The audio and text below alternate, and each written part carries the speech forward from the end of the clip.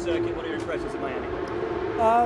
Yeah, I mean, the tight section is tight, that's for sure. And then, yeah, the straights are very long. So, very interesting, different mix. It seems like the track itself as well, for some reason, is, here and there dissolving a bit. So, yeah, lots to learn still. So, looking forward to tomorrow.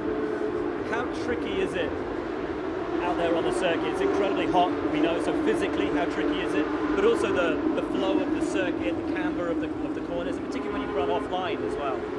Yeah, it seems like the runoff is very dirty. So once you go off, it definitely lets you get punished, if that makes sense, for it. So yeah, it's just a matter of putting everything together. Still trying to find out some setup options that we have, and hopefully, yeah, we'll be in a good position for tomorrow. Is it going to be tricky to find space for qualifying? I would think so, yeah. I mean, it was already a mess today, so I envision it being a mess tomorrow as well. Lovely stuff. If you could do one thing to the car to get what you need out of it for tomorrow, what's the one area right now that you think you're just kind of lacking in the car? Go faster through the corners and faster on the straights. Love it. Thanks, Mick. Kevin, top 10 in both practice sessions today. How was it out there for you? Yeah, it was okay. I mean, it's been an interesting day. New track, trying to learn it quickly and get the balance dialed in as quickly as possible. I think the track is changing so much because the tarmac is brand new, and yeah, it's going to be interesting. Hopefully we can stay in the top 10 tomorrow. We'll make some changes, but so will everyone else. So yeah, we'll see. How tough is that to constantly try to catch and chase an ever-evolving circuit, particularly in the temperatures like we had today? It's difficult. You've got to stay on top and kind of predict things a little bit. You assume that the grip is going to improve, and that's what it did. And then what's that going to do to your car balance? And you try and predict that, and be a step ahead. But it was okay, and we'll try again tomorrow. Where are you in the car happiest, and where are you in the car not so happy? I mean, the fast bits, I'm quite happy this time, which is not normal. That's not what we think our strength usually is. So, but again, all interesting, and let's see if we can improve the low speed tomorrow.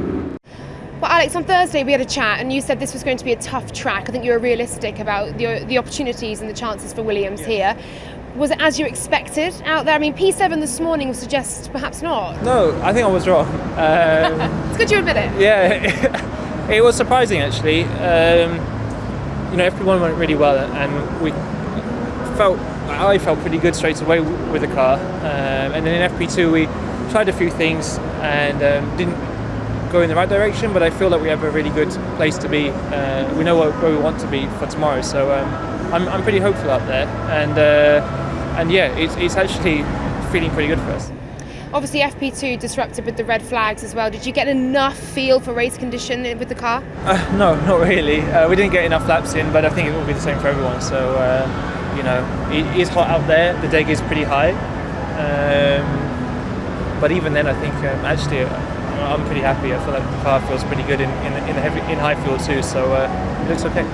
Are there any elements of the track that surprised you, or any key areas you think will be able to exploit for the weekend? There is. It's so dirty out there, and there's such a small line. I mean, if you're kind of a quarter of a car out of the line, you go off. And we're all trying different lines. There's so many different lines you can do out there.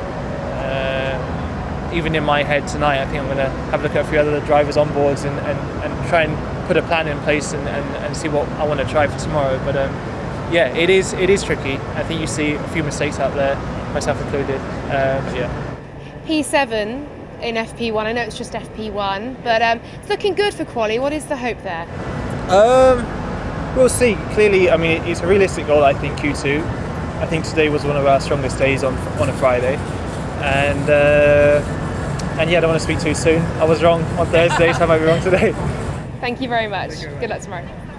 Well, Nikki, an issue with the rear left. What more can you tell us from FP2 there? Yeah, so it just felt like I lost a bit of drive.